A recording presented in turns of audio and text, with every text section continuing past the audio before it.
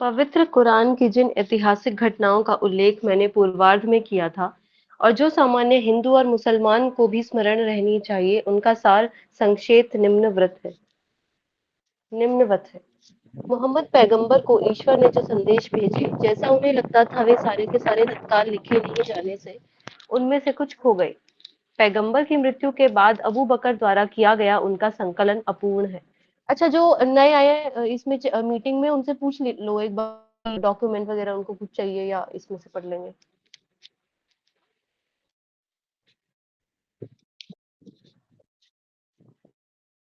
अच्छा, चैट्स में डाल दिए।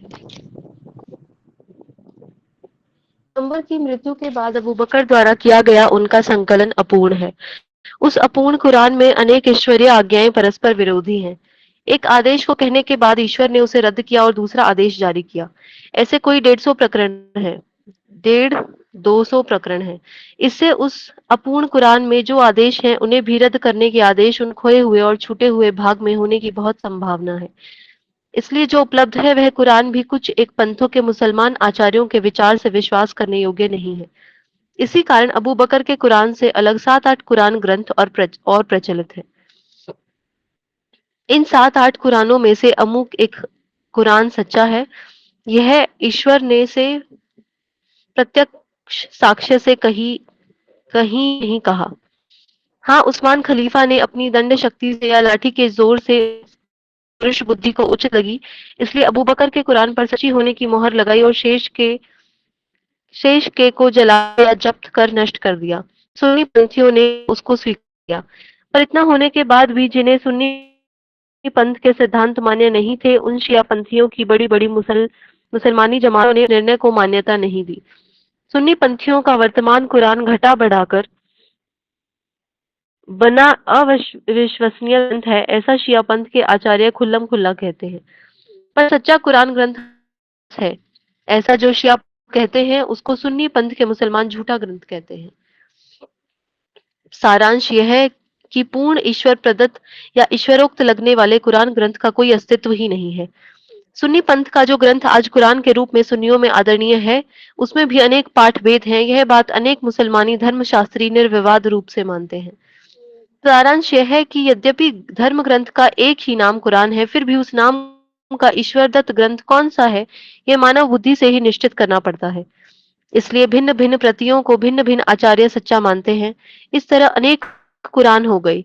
शब्दशः देखें तो कुरान में शब्दशः एक वाक्यता नहीं है, और अर्थशः देखें तो घोटाला शतगुना बढ़ा हुआ है, क्योंकि शब्दशः जो विचार एक पंथ मानता है, उसी में अर्थशः अनेक भाव निर्मित होते हैं और उसके सैकड़ों अर्थ होते हैं तथा एक एक अर्थ को प्रधानता देने वाले अलग उपपंथ बनते हैं। उनमें से कुछ प्रमुख उपपंथ निम्न है।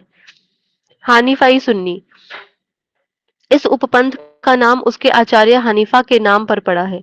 मोहम्मद पैगंबर की स्मृति को यह पंथ अमान्य नहीं करता, फिर भी उसका शब्दशः पालन नहीं करता। शफाई सुन्नी, यह आचार्य शफाई का अनुयायी पंथ है। मुसलमानी श्रुति, कुरान और स्मृति पैगंबर से संबंधित आख्या आख्यायिका एवं उनके स्वयं के वचन, इन दो की कक्षा में मानव बुद्धि को कोई स्वतंत्रता नहीं है। हर शब्द परम प्रमाण है, ऐसा इनका मत है। आचार्य शफी अमुक एक बात सच या झूठ है यह कहते हुए कभी भी ईश्वर की सौगंध नहीं लेते थे। मालिकी सुन्नी, इस पंथ के आचार्य का नाम मालिक है। जिन प्रश्नों पर कुरान और पैगंबर की आख्यायिकाओं में कोई स्पष्ट अभिप्राय नहीं है, उन सारे प्रश्नों पर मालिक मौन रहता था। इतना वह और उसका पंथ शब्दनिष्ठ प्रवृत्ति का था। मृत्युशैया पर पड़ा वह रो रहा था। उससे रोने के कारण उसके ही अनुयायियों ने पूछा तो आचार्य मालिक ने कहा, कुरान के वचनों के बाहर मैंने स्वयं की बुद्धि से कुछ निर्णय तो नहीं किए। यह चिंता ही मुझे रुला रही है। यदि मैंने कभी शास्त्र के आदेश के बाहर जाकर बर्ताव किया हो या निर्णय दिया हो, तो वैसे हर मेरे मनगढ़ंत शब्द के लिए ईश्वर कोड़े से मेरी उतनी बार धुनाई करे। हानि वाली सुन्नी, पैगंबर के वचन एवं आख्यायिकाओं को का यह पंथ अत्यंत अभिमानी है। इसके आचार्य हानबाल को पैगंबर की 10 लाख आख्यायिकाएं मुखोद्गत हैं, ऐसी उनके अनुयायियों में उसकी प्रसिद्धि थी। कुरान केवल अपौरुषेय नहीं, वह तो अनादि अनिर्मित एवं स्वयं सिद्ध है और उसकी उत्पत्ति ईश्वर ने भी नहीं की। यह वह ईश्वरमय ही है, ऐसा आचार्य हानबाल का कहना था। कुरान को ईश्वरमय ही समझना धर्म बाह्य पाखंड है, ऐसा विचार मोटासम खलीफा का था। उसने खलीफा होने के कारण हानबाल को वैसा पाखंड फैलाने से रोका था, परंतु हानबाल मानता नहीं था। तब खलीफा ने उसे बंदी बनाकर रक्त रंजित होने तक उसकी कोड़े से पिटाई करवाई। हानबाल पंथ कट्टर और कर्मठ माना जाता है। एक बार इस पंथ के अनुयायियों ने बगदाद की राजधानी में उत्पात किया और जो मुसलमान कुरान के आदेशों के पालन में कर्मठ नहीं थे, उनके घरों में घुसकर उनके मदिरा भरे पात्र लुढ़का दिए, मदिरा पान के पात्र फोड़ डाले, कुरान के आदेश न मानकर नाच गाने करते करवाते हैं। इसलिए नर्तकियों गायिकाओं को भारी मार लगाई, वाद्य चकनाचूर कर दिए। इस्लाम धर्म के लिए इस पंथ के अति कर्मठ कट्टर भाव जिन्हें मान्य नहीं थे, उन्होंने जब इस पंथ के विरुद्ध कड़े उपाय किए तो उन्हें कठोर दंड देकर चुप कराना पड़ा। उपयुक्त पंथ उनके विचार और उनकी कट्टरता न मानने वाले मुसलमानों को पाखंडी पापी समझते हैं और उन्हें शाप देते हैं कि वे सारे नर्क में जाएंगे, और जब संभव होता है तब उन्हें दंडित करने से नहीं चूकते। उपयुक्त चारों सुन्नी पंथों में स्मारतों में कुरान और आख्यायिका के प्रमाण मानने संबंधी जो ऊपरी एक वाक्यता है, वह भी निम्न वर्णित पंथों में आवश्यक नहीं मानी जाती, और तत्वत वे सब स्वतंत्र हैं। ऐसे सुन्नी वर्ग में न आने वाले कुछ प्रमुख पंथ भी हैं। मोटा झली इस पंथ का प्रवर्तक वासेल है। वासेल के अनुसार ईश्वर एक है तो उसे विशेषणों की अनेकता से दर्शाना भी पाप है। ईश्वर है अस्थि सतह, इसके आगे उसे चित्त आदि अन्य गुण दर्शाने वाले विशेषण नहीं लगाने चाहिए। उसका अखंड स्वरूप इस कारण खंडित होता है। चित्त आदि भिन्न गुणधर्म एक ही अनंत अखंड अकरस पदार्थ के कैसे माने जा सकते हैं? ऐसा करने से एक से अधिक असीम पदार्थ मानने का दोष लग जाता है। एकेश्वरी धर्म के यह विरुद्ध है। उसका दूसरा महत्व का मत यह है कि नियतिवाद झूठा है। अच्छा जो कुछ है उसका कर्ता ईश्वर है, जो अच्छा नहीं है उसका कर्ता वह नहीं है। तीसरा उसका मत यह है कि अच्छा या बुरा कहने का इच्छा स्वातंत्र्य मनुष्य को है। उस आचार्य के मतानुसार प्रलय के अंतिम दिन पूरी दुनिया का जब न्याय किया जाएगा, तब मनुष्य अपने चर्म चक्षु से ईश्वर देख सकेगा। यह कहना असत्य है। ईश्वर के लिए प्रयुक्त की जाने वाली साकार उपमाएं वे स्वीकार नहीं करते, चाहे वे उपमाएं कुरान में ही क्यों न दी गई हों। कुरान के अक्षर अक्षर को प्रमाण और सत्य मानने वाले धर्मशास्त्रियों का उपयुक्त मतों से भयंकर विरोध हो जाने से मोटा झली पंथियों का मुंह भी नहीं देखना चाहिए। ऐसा कर्मठ कट्टर लगे। मोटा झली लोग भी उतनी ही कट्टरता से सोचने लगे। मोटा झली सोचने लोग भी उतने ही कट्टर और अपने विचारों के प्रति धर्मनिष्ठुर हैं। इस कारण ये लोग भी अन्य मुसलमानी पंथियों के कट्टर शत्रु बन गए। बासेल के इस नए पंथ में भी उपपंथ बनने लगे। उनमें से कुछ खास उपपंथ निम्न हैं। क हशेमियन हाशम के अनुयायियों का मत है कि जब बुरे का कर्ता ईश्वर होता ही नहीं, तब बुरी से बुरी चीज जैसे काफिर इस्लाम धर्म पर विश्वास न करने वाले की उत्पत्ति ईश्वर करे, यह कैसे संभव है? जो मुसलमान नहीं है वे सारे लोग आदमी होते हुए भी कुरान को एक मेव ईश्वरोक्त परम प्रमाण धर्म ग्रंथ न मानने वाले और मोहम्मद पैगंबर को अंतिम ईश प्रेषित न मानने वाले काफिरों की पापियों की निर्मिति ईश्वर कैसे करेगा? ईश्वर का ईश तत्व उससे लांछित होगा। अतः जो मुसलमान नहीं है, ऐसे काफिरों की उत्पत्ति ईश्वर ने नहीं की। ख नोधेमियन उदाहरण के लिए इस पंथ का एक उत्तर देना तो यह कहें कि यदि ईश्वर सर्वशक्तिमान है तो वह केवल अच्छे की निर्मिति करता है और बुरे की निर्मिति वह कर ही नहीं सकता। ऐसा कैसे कहा जा सकता है? अगर बुरा निर्मित करने की शक्ति ही उसे न हो तो फिर वह कैसा सर्वशक्तिमान? इसलिए वे कहते हैं कि ईश्वर को बुरे का भी निर्माण करने की शक्ति थी पर इच्छा नहीं थी, इसलिए उसने अच्छे का निर्माण किया और बुरे का किया ही नहीं। ग हेटियन इस पंथ का मत था कि ईश्वर दो माने जाने चाहिए, एक परमेश्वर नित्य अनंत, दूसरा ईश्वर अनित्य शांत। वे पुनर्जन्म को भी कुछ अंशों में स्वीकार करते हैं और कहते हैं कि जीव जन्मानुसार देहांतर प्राप्त करता है। नाना शरीर प्राप्त करते हुए विश्व के अंत के समय जो शरीर होगा, उसी शरीर को ही अंतिम न्याय के समय परलोक का दंड या भोग भोगने के लिए स्वर्ग या नर्क भेजा जाएगा। घ मोक्षधारी आचार्य मोक्षधारी के अनुयायी ईश्वर को बुरा निर्माण करने की शक्ति नहीं है। ऐसा मानने वाले धर्मशास्त्रियों का यह पंथ इतना विरोधी था कि सर्वशक्तिमान ईश्वर असत्यवादी और अन्यायी भी हो सकता है, ऐसा यह पंथ स्पष्ट कहता है। उनकी इस ईश्वर निंदा से अन्य पंथ के लोग इतने नाराज हो जाते हैं कि उनका उपर्युक्त मत सुनना भी पाप मानकर तौबा तौबा करते हैं। कुरान का जो वाक्य गायत्री जैसा पवित्र माना जाता है, वह वाक्य है, उस एक ईश्वर के अतिरिक्त कोई ईश्वर नहीं है। उसी वाक्य का उच्चार भी मोक्षधारी आचार्य धर्म बाह्य महापाप मानते हैं, क्योंकि उसमें दूसरा ईश्वर शब्द का निषेध करते ही सही पर उच्चार करना पड़ता है।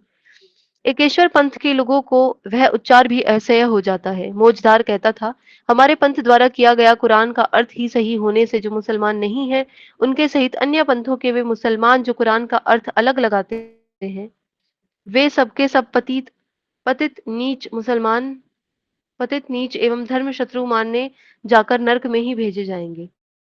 यह सुनकर एक मुस्लिम भिन्न पंथीय आचार्य ने व्यंग से मोजदार से पूछा, कुरान में वर्णित पृथ्वी और आकाश से निर्मित विस्तृत सुविशाल स्वर्ग मोजदार और उसके दो चार अनुयायियों के लिए ही है क्या? द बाशेरी बाशेरी का कथन है कि सर्वशक्तिमान ईश्वर चाहे तो किसी मनुष्य की बुद्धि में ऐसी दुर्भावना भर सकता है कि उसे नरक में ही जाना पड़े, परंतु ऐसा कृत्य करने के बाद भी वह अन्याय है कहना पड़ेगा। सारे मानव मुसलमान हो जाएं, ऐसी सद्बुद्धि उनमें भरना ईश्वर के हाथ में होते हुए जो मुसलमान नहीं है, उन दुष्टों के लिए नरक का निर्माण करने की क्रूरता टालना ईश्वर के हाथ में था। पर ईश्वर ने नरक का निर्माण किया और मानव को स्वतंत्र इच्छा शक्ति दी। इस सबसे ईश्वर केवल अच्छे का निर्माता है, बुरे का नहीं। यह अन्य धर्मशास्त्रियों का मत झूठा साबित होता है। थमामी थमामी के अनुयायी कहते हैं कि पापियों को अनंत काल तक नरक में सड़ना चाहिए। अन्य मुसलमानी आचार्यों का यह कहना असत्य है कि नरक दंड का कुछ काल बाद अंत हो जाता है। अंतिम प्रलय के दिन केवल मुसलमान ही नहीं, वे मूर्ति पूजक भी भयंकर नरक में पड़ेंगे ही पड़ेंगे। परंतु ईसाई, जू, पारसी आदि सारे नास्तिक जो मुसलमान नहीं हैं, उन सबका सत्यानाश कर ईश्वर उन्हें मिट्टी में मिला देगा। कादेरियन ईश्वर केवल अच्छाई का निर्माता है, बुराई का नहीं। इस पक्ष का यह पंथ है, अर्थात बुराई का निर्माता शैतान हो जाता है। इस तरह दो निर्माता हो जाते हैं। अन्य मुसलमान इसलिए इस पंथ को पारसियों के द्वैत पाखंड को मानने वाले पतितों का मानते हैं। सफेशियन इस पंथ के भी कुछ उपपंथ हैं, परंतु यहाँ तीन पर ही विचार प्रस्तुत है। क आचार्यन इनके मत से ईश्वर का केवल गुणधर्म ही नहीं अपितु रूप वर्णन भी कहना धर्म सम्मत है। कुरान में वर्णन है कि ईश्वर सिंहासन पर बैठता है। ईश्वर कहता है, मैं अपने हाथ से निर्माण करता हूँ, मेरी दो उंगलियों में विश्वसनीय लोगों के हृदय हैं। ऐसे सैकड़ों कथन चूंकि कुरान में हैं, इसलिए वे सत्य ही हैं। उनको केवल अलंकारिक नहीं कहा जा सकता। वैसा वास्तव में होता तो कुरान में स्पष्टतः कहा जाता, ईश्वर के हाथ, अंगुलियां आदि अवयव हैं, परंतु वे कैसे हैं, यह कोई कहे नहीं। इतना ही नहीं, कुरान पठन करते हुए अपने हाथ से मैंने उनका निर्माण किया। यह ईश्वर वाक्य पढ़ते समय यदि कोई अपना हाथ आगे बढ़ाकर अभिनय करता है, तो वह भी पाप है, क्योंकि ईश्वर का हाथ मनुष्य जैसा है, ऐसा उससे सूचित होता है। इतना ही नहीं, अपितु कुरान के अरबी शब्द जो हाथ, पैर, अंगुली आदि ईश्वरीय अवयवों के लिए उपयोग में लाए गए हैं, उनका अनुवाद अन्य भाषाओं में हाथ, पैर, अंगुली न कर वहां उन्हीं अरबी शब्दों का प्रयोग करना चाहिए। न जाने उनका दैवी अर्थ प्राकृत परिभाषा में चूक जाए। ईश्वर मनुष्याकृति है, ऐसा कहने का महापाप हो जाए। ख मूषाबेही इस उपपंथ को उपयुक्त मत मान्य नहीं है। कुरान में ईश्वर के मुख से जो शब्द निकले हैं, वे अक्षर अक्षर सच माने जाएं। ईश्वर मनुष्य से पूरी तरह असदृश है, ऐसा मानने का कोई कारण नहीं है। उसके अवयव हैं, ऊपर नीचे आना जाना ही नहीं, ईश्वर को मनुष्य रूप धारण करना सहज संभव है। जिब्रील नामक देवदूत मनुष्य रूप धारण करता था, यह स्वयं पैगंबर साहब कहते हैं, और यह भी स्पष्ट रूप से कहते हैं कि ईश्वर मुझे सुंदर रूप में दिखा। मोसेस के साथ भी वह साक्षात आकर बोला था। कुरान में ऐसे अनेक वाक्यों का अर्थ अक्षरश न लेना महापाप है। ग केरामियन इस उपपंथ के लोग कुरान में ईश्वर का जो वर्णन आया है, उसके शब्दों के अर्थ को स्वीकार करते हुए इतना आगे निकल जाते हैं कि वे मानते हैं कि ईश्वर साकार, सावयव और ऊपर नीचे से समर्याद भी होना चाहिए। कुछ लोग कहते हैं कि वह ऊपर की ओर अनंत है, परंतु नीचे की ओर वे से मर्यादित है। ऐसा न माने तो ईश्वर नीचे आया, बैठा आदि कुरान वाक्य झूठे पड़ जाएंगे। ईश्वर को मनुष्य अपने हाथों से छू सकता है, अपने चर्म चक्षु से देख सकता है। उसके भी आगे जाकर इस पंथ के कुछ आचार्य कुरान के आधार पर यह निश्चित करते हैं कि हाथ, पैर, सिर, जीभ आदि अवयव और शरीर होते हुए भी वह मनुष्य के शरीर से कुछ अलग है, क्योंकि सिर से वक्ष स्थल तक वह भरा हुआ नहीं है। वक्ष स्थल से नीचे भरा हुआ है और उसके बाल काले और लहराते हैं। इस सब का आधार कुरान है, क्योंकि उसमें मोहम्मद पैगंबर स्पष्टता से ईश्वर के संबंध में ईश्वर बोला, चला, बैठा, ईश्वर ने मेरी पीठ पर हाथ की अंगुलियों से स्पर्श किया, तब वे अंगुलियां शीतल लगी, ऐसा वर्णन करते हैं और कहते हैं कि ईश्वर ने अपने स्वयं जैसा ही मनुष्य बनाया, अर्थात ईश्वर से मनुष्य की दैहिक सादृश्यता न मानी गई तो कुरान झूठा पड़ जाएगा। खारेजाई। इस पंथ की उत्पत्ति राजनीतिक प्रश्न से हुई। खारेजाई का मत था कि मुस्लिम सत्ता और धर्म का मुख्य खलीफा या इमाम होना ही चाहिए, ऐसा नहीं है।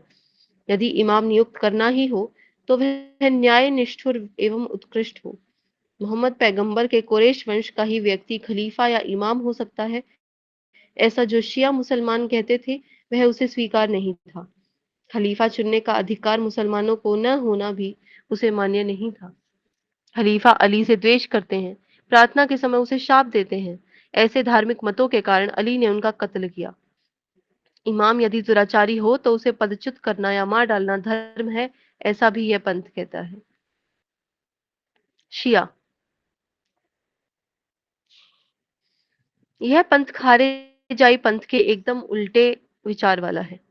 खलीफा अली का अति अभिमानी, उसका कहना है कि इमाम धार्मिक मुखिया कौन बने, इसका अधिकार भीड़ को नहीं है। मनुष्य के मूर्खतापूर्ण बहुमत से उसका चयन कर देने से दुराचारी और बलवान व्यक्ति भी इमाम बनने लग सकते हैं। वे इसके बहुत से साक्ष्य देते हैं। इमाम और खलीफा के पदों पर कई दुराचारी, शराबी, पापी आदमी आ बैठे। ऐसा मुसलमानी इतिहास है, ऐसा उनका कहना है। इसलिए वे अली के बाद के सुन्नी खलीफा को महापापी कह शाप देते थे। सुन्नी लोग यही बात उलटकर शियाओं को कहते हैं और उन्हें पाखंडी और काफिर कहने से भी नहीं चूकते। अली का वंश परम पवित्र है, इसलिए शिया लोग ऐसा मानते हैं कि ईश्वर ने इमाम पद उनके ही वंश में रखा है। अली के पुत्र हसन हुसैन और उनके अनुयायियों का करबला की लड़ाई में अंत हुआ। सुन्नी लोगों ने जिस दिन यह कत्ल किया, शिया लोग उसी दिन को शोक दिन के रूप में मनाते हैं, ताजिए निकालते हैं। ये मुहर्रम वाला ही है ना?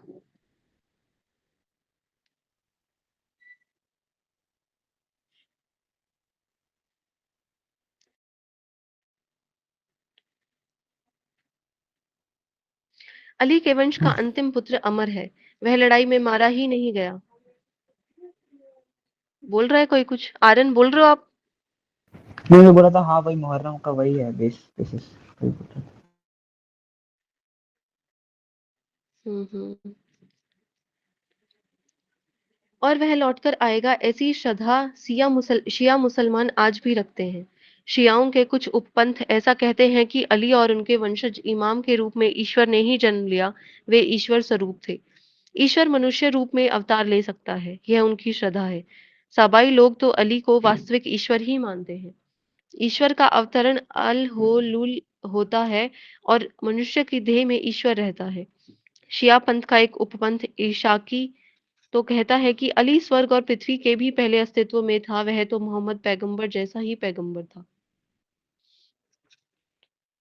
इन शियाओं से आगे बढ़कर सूफी पंथी लोग तो अन्य अनेक मनुष्यों का देवत्व मान्य करते हैं। उनके कई साधु तो कहते हैं कि हम ईश्वर के समक्ष बातें करते हैं, हम ईश्वर को देखते हैं, हम ही ईश्वर हैं। इस तरह की बातें करना सुन्नी जैसे एकेश्वरवादी मुसलमानों को कितना असह्य होता था, यह बात हुसैन अल-हिलाज आदि को जो कत्ल किया गया उससे प्रकट होती है। वे ईश्वर से वे ईश्वर से साक्षात्कार किया स्वयं ही ईश्वर होने की बातें करते थे। सूफी पंथ में बहुत बड़े-बड़े साधु हो गए, वेदांती हुए। इन लोगों का तत्व ज्ञान कुछ अंशों में ब्रह्मवाद की ओर झुकता दिखता है। शिया लोग यह मानते हैं कि सुन्नी लोग जो कुरान पढ़ते हैं, उसमें उन्होंने अनेक प्रक्षिप्त घुसेड़ कर मिलावट करती है और कुरान अपने मूल सत्य रूप में नहीं है। सुन्नी भी वैसा ही कहते हैं, वे भी कुरान में मिलावट किए जाने का आरोप शियाओं पर लगाते हैं। सारांश यह है कि शिया कुरान स्वतंत्र, सुन्नियों को वह मान्य नहीं। सुन्नियों का स्वतंत्र, शियाओं को वह मान्य नहीं। दूसरा अत्यंत विरोध का प्रश्न पैगंबर का है। सुन्नियों के विचार में इस्लाम धर्म का अपरिहार्य और मुख्य से मुख्य लक्षण यह है कि मोहम्मद पैगंबर ही अंतिम, सर्वश्रेष्ठ और परिपूर्ण पैगंबर थे। उनके कहे कुरान के बाहर दूसरा पैगंबर नहीं है। परंतु शिया लोग हजरत अली को भी मोहम्मद के बराबर का पैगंबर मानते हैं। कुछ पंथ तो अली को मोहम्मद पैगंबर से भी श्रेष्ठ मानते हैं और कुछ तो उन्हें ईश्वर में ही मानते हैं। शिया और सुन्नी ऐसे अत्यंत मूलभूत विरोध के कारण एक दूसरे को काफिर कहते हैं। सुन्नियों के बड़े आचार्य तो शियाओं को मुसलमान ही नहीं मानते, अर्थात यही बात शिया सुन्नियों के लिए कहते हैं।